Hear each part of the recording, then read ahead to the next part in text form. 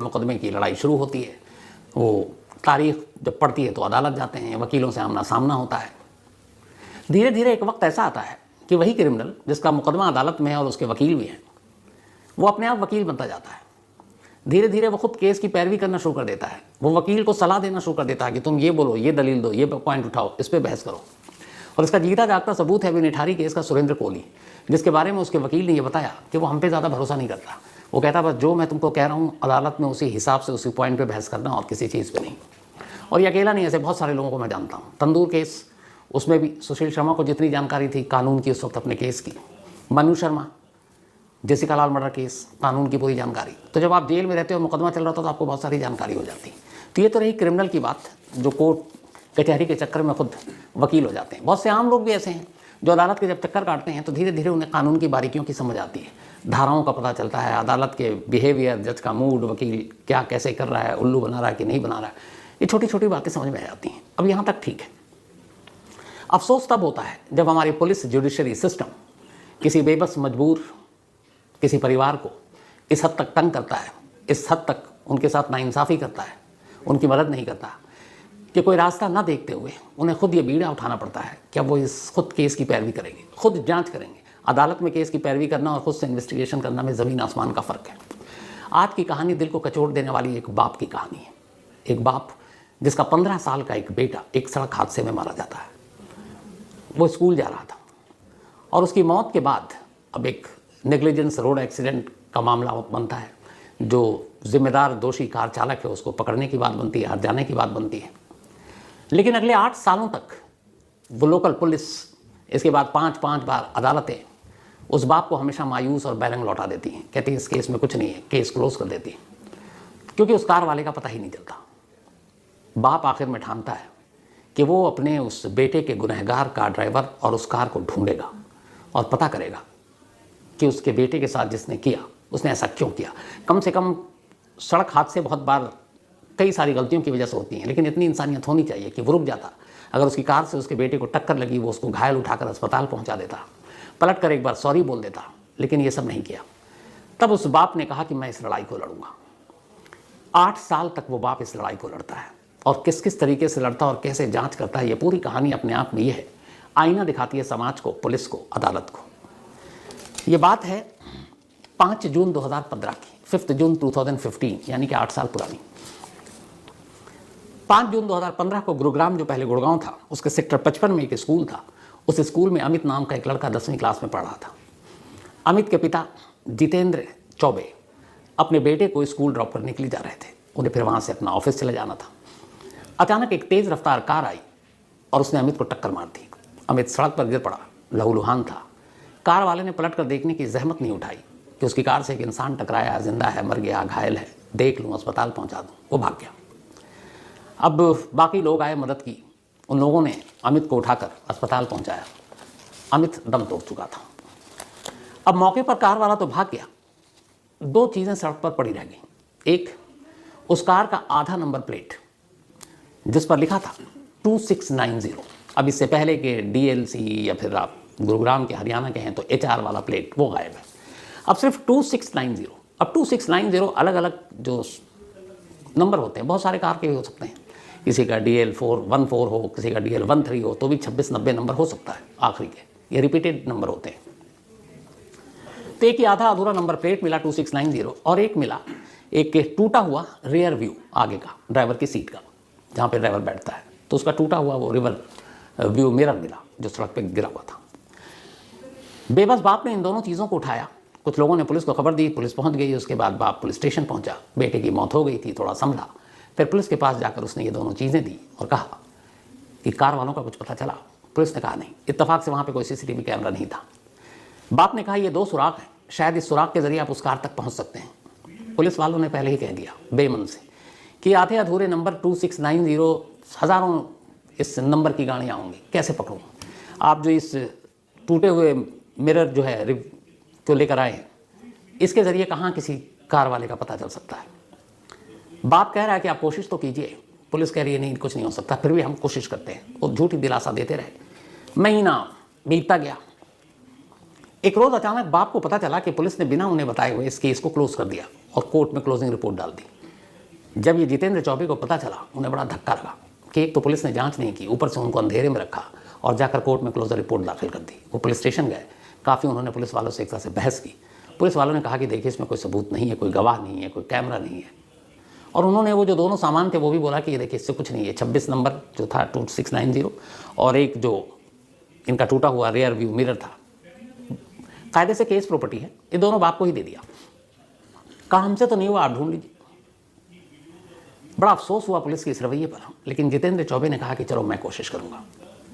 अब एक कार ने उनके बेटे को मारा, कार का नंबर पता नहीं, आधा नंबर उनके पास है, एक टूटा हुआ रियर व्यू मिरर है, उस मिरर पर कुछ नंबर लिखे हैं। उन्होंने कहा कि अब मैं कोशिश करूंगा।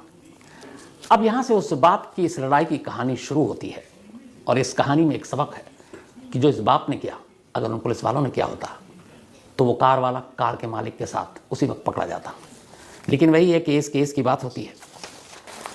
बाप के पास सबूत के नाम पर 2 चीज़ थे। अब उन 2 चीज़ों के जरिए उन्हें लाखों गाड़ियों में से एक कार को ढूंढना था जिसने उसके बेटे को मारा था। साइड मिरर जो टूटा हुआ मिला था सड़क पर, उस पर एक नंबर लिखा हुआ था। आप देखेंगे हर मिरर पर एक नंबर लिखा होता है। अब जो गाड़ी का नंबर प्लेट था 2690, उससे अभी कुछ फ़ायदा होना नहीं था। फादर ने कहा कि सारा फोकस इस साइड मिरर व्यू के इस नंबर पर करते हैं और इसके ज़रिए कोशिश करते हैं उस कार तक पहुंचने की। तो जो नंबर मिला वो एक गुरुग्राम में ही बिनौला एक एरिया है, किसी ने बताया। वो हर तरफ से पूछते रहे कि ये कार कहाँ बनती है, कार के मिरर कहाँ बनते हैं, फिर असेंबल कहाँ होता है। तो एक कार के पार्ट्स बनाने वाली कंपनी का नाम आया कि आप वहाँ जाओ, वो बताएंगे। गुरुग्राम में उस कार के पार्ट्स बनाने वाली कंपनी, क्योंकि कार के पार्ट्स अलग अलग लोगों को ठेका दिया जाता है, वो वहाँ पहुँचे। पता चला कि उस पार्ट्स बनाने वाली कंपनी के यहाँ ही ये मिरर बना था। उन्होंने देख के ही कहा कि हाँ ये हमारे यहाँ बना था। और उन्होंने कहा कि इस नंबर के जो मिरर थे वो 31 जुलाई 2014 को बने थे और 6 अगस्त 2014 को इसे मानेसर के मारुति प्लांट को भेज दिया गया था। अब मानेसर में एक बहुत बड़ा मारुति प्लांट है जहाँ मारुति गाड़ियाँ बनती हैं। ये जो नंबर था ये मारुति की गाड़ियों का नंबर था, जो मिरर व्यू पे। पार्ट्स बनाने वाली कंपनी मारुति के साथ उनका कॉन्ट्रैक्ट था, तो वो मिरर सप्लाई किया करते थे। तो उन्होंने कहा कि हमने बनाया था 31 जुलाई को, उसके बाद हमने 6 अगस्त को ऐसे सैकड़ों मिरर के साथ ये मिरर भी इस नंबर के जो मानेसर मारुति प्लांट है वहाँ भेज दिया। अब पहली कामयाबी मिली, बाप को उम्मीद की रोशनी दिखाई दी। अब वो मानेसर प्लांट पहुँच गए। जब मानेसर प्लांट पहुँच गए तो वहाँ जाने के बाद अब पूछा तो वो पहले तो उन्होंने कहा कि देखिए इस नंबर के ज़रिए हम आपको कार का नंबर तो बता ही नहीं सकते क्योंकि वो आरटीओ देता है। दूसरा जो चेसिस नंबर होता है कार का, चेसिस नंबर के ही थ्रू बाकी सारी चीज़ें पता चलती हैं। तो चेसिस नंबर पता चल सकता है इस मिरर के नंबर के थ्रू। तो उन्होंने कहा कि ठीक है हम इस नंबर के थ्रू चेसिस नंबर कार का पता करते हैं कि किस चेसिस नंबर पर ये कार मिला था, क्योंकि वो उनकी पूरी लिस्ट बनती है जब एक नई कार तैयार होती है। तो मिरर व्यू जिस कार में लगा उस कार का चेसिस नंबर भी उस फाइल पे लिखा था। बाप ने अपनी दर्द भरी कहानी बताई। कार कंपनी ने कहा हम आपकी मदद करेंगे, अच्छे लोग थे। उन्होंने अब उस लॉट को निकालना शुरू किया जिसमें ये मिरर लगा था। अब ऐसे ना मालूम कितने चेसिस नंबर थे, हज़ारों लाखों। उन्होंने उनको ढूंढना शुरू किया। अब जब ढूंढना शुरू किया तो पूरी एक कितना ढूंढे, उन्होंने कार की लिस्ट ही निकाल कर दे दी फोटोकॉपी कि ये है लिस्ट चेसिस नंबर और इन्हीं में से किसी एक में वो लगी हुई है, आप इसको ढूंढ लीजिए। अब जिसमें एक कार का मिरर लगा हुआ था। तो अब लिस्ट लेकर वो आ गए। जब लिस्ट लेकर आए तो अब उन्हें लगा कि चलो इसमें कार के चेसिस नंबर तो है इस नंबर के थ्रू, लेकिन आगे का मसला कैसे हल होगा। तो फिर उन्हें याद आया कि आधा अधूरा नंबर प्लेट उनके पास है 2690, पहले का नंबर है नहीं। अब उन्होंने जो मारुति कार से कंपनी से लिस्ट मिली थी उस लिस्ट में उस नंबर को ढूंढना शुरू किया कि ऐसी कौन सी कार है जिसमें, या कितनी कार है जिसमें 2690 लास्ट में है। तो उनमें से अब उन्होंने कहा कि हम शॉर्टलिस्ट करते हैं। तो कुछ नंबर को शॉर्टलिस्ट किया तो उसमें से एक चेसिस नंबर मिल गया जो उस 2690 को अलॉट हुआ था। अब जब वो चेसिस नंबर मिला तो फिर ये पता चल गया कि 2690 के पहले का नंबर क्या था। वो HR करके उस चेसिस नंबर के थ्रू उस कार का पूरा नंबर मिल गया इनको। अब जब नंबर मिला तो भी ये कि अब कार किसको गई, किसने खरीदी, ये नंबर किसको अलॉट हुआ, RTO से। अब RTO दफ्तर जाना ज़रूरी था। अब बाप RTO दफ्तर पहुंचता है। देखिए कहानी कहाँ से शुरू होती है। अब वो RTO दफ्तर पहुंचा तो वहाँ जाने के बाद उसने ये चेसिस नंबर और सारी चीज़ें दी। जब RTO में आपका गाड़ी रजिस्टर्ड होता है तो वहाँ जो भी नंबर आपको अलॉट होता है रजिस्ट्रेशन नंबर के अलावा हर गाड़ी का एक चेसिस नंबर ज़रूर दर्ज होता है। बाप ने वो चेसिस नंबर RTO को दिया। RTO ने चेसिस नंबर देखा और इसके बाद उसने आखिरी के 2690 नंबर देखे और फिर उस नंबर को देखकर उसने एक पता निकाला, एक नाम निकाला। पता चला कि ये कार गुरुग्राम के ही रहने वाले एक मिस्टर ज्ञानचंद को अलॉट किया गया था। उन्होंने ये कार खरीदी थी और ये नंबर उनको जारी किया गया था। कार का मॉडल था स्विफ्ट DVI। अब उन्होंने मारुति सुजुकी के जो मैनेजर थे उनसे बात की। उन्होंने कहा कि ये कार ज्ञानचंद तो है D, बट वो जो एड्रेस था वो एड्रेस पे कोई था नहीं। तो उन्होंने कहा कि क्या ऐसा भी होता है कि एड्रेस बदलते हैं या बाद में बताया जाता है। तब उन्होंने उस काम को और हल्का किया। उन्होंने कहा गुरुग्राम में सेक्टर 34 में के शोरूम से ये कार बेची गई है। तो कहाँ पहले मिरर, फिर चेसिस नंबर, फिर RTO, फिर वो डीलर, और उस डीलर के जाने के बाद अब उन्हें पता चला कि सेक्टर 34 में एक सर्विस सेंटर है मारुति का, वहाँ पे इस कार की पूरी डिटेल मिली। उसमें नंबर, बाकी सारी चीज़ें, आधार कार्ड, आजकल तो गाड़ी खरीदते हैं तो आप ये होता ही है। तो अब ये सारी चीज़ें आ गई। सारी चीज़ें लेने के बाद कार का पता चल चुका, जिसने 2015 में जितेंद्र चौबे के बेटे को कुचला था। लेकिन यहाँ तक उन्होंने अपनी 8 साल, इस सारी चीज़ों में 8 साल लगे। 8 साल के बाद कार का नंबर और कार का मालिक का नाम और उसका पता अब जितेंद्र चौबे के पास था। लेकिन एक चीज़ उनके पास नहीं थी, और वो थी अथॉरिटी। एक पुलिस के पास जो राइट होता है पकड़ने का, समन भेजने का, और वो शख्स से उनका कांटेक्ट भी नहीं हो रहा था कि बातचीत हो। फिर वो पुलिस के पास गए। उन्होंने कहा देखिए, मैं इस टूटे हुए शीशे और आधे अधूरे नंबर के साथ इस कार के असली ओनर, कार का पूरा नंबर, उसका पता, ये सब ले आया हूँ। अब आप कार्रवाई कीजिए। पुलिस ने देखा और उसने कहा कि अब पुराना केस हो गया, कहाँ 8 साल आप पीछे पड़े हुए हैं, इसमें वैसे भी क्या सज़ा होनी थी, आप सुकून से घर पे रहिए। और इधर घर का आलम यह है कि 15 साल के एक बेटे को खोकर माँ बीमार पड़ चुकी है। लाडला था माँ का। दिन रात घर का वही माहौल। बाप अपने बेटे की जुदाई के बाद अपनी बीवी की हालत देखकर और परेशान होता। उसे लगता कि कम से कम एक बार उस शख्स से तो मिल लूँ जिसने मेरे बेटे को कुचला। माँ की सिर्फ एक ख्वाहिश थी कि एक बार वो शख्स मिले और उससे पूछूं कि तुमने अगर टक्कर मारी भी, अनजाने में मारी, तुम रुक तो सकते थे, तुम उसे अस्पताल तो पहुंचा सकते थे, तुम बाद में सॉरी तो बोल सकते थे, तुम्हारा भी परिवार होगा, बच्चे होंगे। माँ की सिर्फ इतनी आरजू थी। बीवी की इस आरजू और बाप की इस कोशिश सारी चीज़ें ले आए। लेकिन अब पुलिस उन सबूतों के आधार पर केस को रीओपन करने को तैयार नहीं। अब बाप के पास सिर्फ एक रास्ता बचा, कोर्ट का। अब बाप अदालत पहुंचता है और अदालत पहुंचने के बाद कहता है कि ये केस है, ये सारी चीज़ें हैं। कोर्ट कहती है कि नहीं, इसमें इतना आपने किया, इसका ऑथेंटिकेशन क्या है, ये ज़रूरी है कि वो है, पुलिस जांच करे, पुलिस रिपोर्ट दे तो हम माने, लेकिन हम आपकी बात पे कैसे भरोसा करें। 17, 18, 19, 20, 21, 22 हर साल वो कोर्ट गए। 5 उनकी पिटीशन को कोर्ट ने खारिज कर दिया। हार नहीं माने, हर बार नई पिटीशन लेके पहुंच जाते। आखिरकार 2023 आ गया, जो अभी चल रहा है। 2023 में गए, फिर उन्होंने सबूत दिया, वकील ने ढंग से रखा केस को। तब कोर्ट को समझ में आया कि एक आम आदमी, एक कॉमन मैन कैसे अपने बेटे के लिए इंसाफ की लड़ाई लड़ा है, कहाँ कहाँ उसने ठोकरें खाई, कैसे कैसे उसने सबूत इकट्ठा किया, और सबूतों की पुलिस ने अनदेखी की, दोबारा रीओपन केस को नहीं किया। अदालत ने भी अपने लेवल पे गलती की, पुलिस को आदेश नहीं दिया, हुक्म नहीं दिया। तब 5वीं बार जाकर अदालत की आंखें खुली। 2023 में कोर्ट ने गुरुग्राम पुलिस को ऑर्डर दिया कि इस केस को रीओपन करो, उस शख्स को पकड़ो और उसके खिलाफ जो भी कानूनी कार्रवाई हो करो। इसी के बाद सेक्टर 56 थाने में गुरुग्राम के 2023 में FIR दर्ज हुई। FIR दर्ज होने के बाद पुलिस ने मामले की जांच की, चार्जशीट तैयार हुई, और अदालत के कहने पे ये कि आप इस केस को मतलब आगे बढ़ाइए।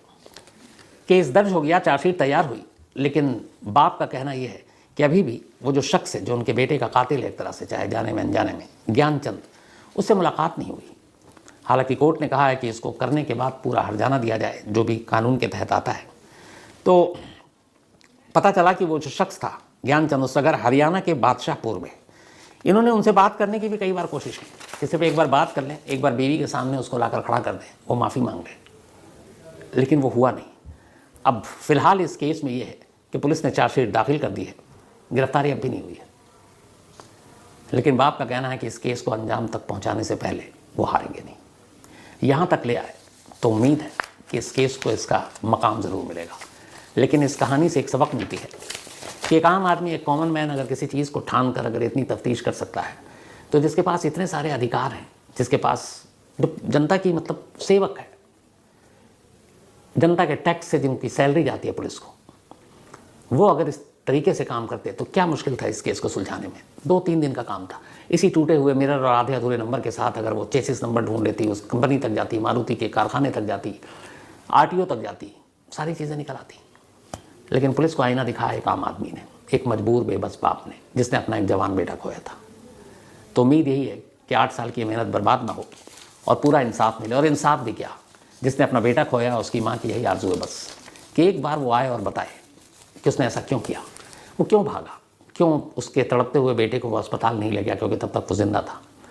और उन माँ की एक अपील ये भी है कि जो रोड हादसे इस तरह के एक्सीडेंट होते हैं उसमें कई बार लोग ड्राइवर को बुरी तरह मारने पीटने दौड़ने लगते हैं और उस डर से भी ड्राइवर भाग जाता है। तो उनकी गुजारिश यही है कि कभी भी सड़क हादसा हो तो ड्राइवर को ना मारें, कोशिश करें कि सबसे पहले उसको अस्पताल पहुंचाया जाए, क्योंकि ड्राइवर के दिल में जब तक ये खौफ रहेगा वो मौके से भागेगा, और वो भागेगा और वो वक्त बड़ा कीमती और नाजुक होता है, उतनी देर में जान जा सकती है। लेकिन हाँ, वो एक बार उससे पूछना चाहती हैं कि वो कभी पलट कर सामने क्यों नहीं आया, कभी माफ़ी क्यों नहीं मांगी। तो ये थी एक बेबस बाप की 8 साल की लड़ाई की